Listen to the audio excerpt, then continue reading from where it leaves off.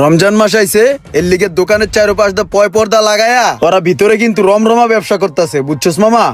ওই বেটা, বাচ্চু ভাই রোজা রাখছে দেখে কি বাচ্চু ভাই না খায়া থাকবো? বাচ্চু ভাই ইফতার করবো না? হুন, এই দোকানে যাইয়া কবি যে যুব সমাজ ইফতার করবো, বাচ্চু ভাই ইফতার করবো, ঠিক আছে? যাইয়া ভরপুর টাকা পয়সা লইবি, বাচ্চু ভাই ভরপুর ইফতার করবি, ইফতার, ঠিক আছে? ঠিক আছে ভাইয়া। ওই হুন, জাজকাকে মালটা লয়ে যা, এটা দেখলে এমনি টাকা দিব। একটু তাড়াতাড়ি করিস, আরো কাম আছে।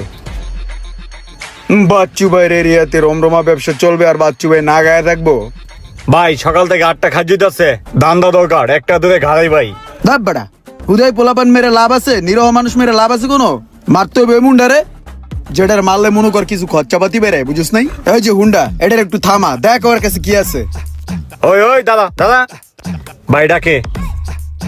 ভাই ডাকবো কে? কি ভাই? কিও ভাই, আপনি আসেননি বালা? বাসা কই আপনার? আব্বুর নাম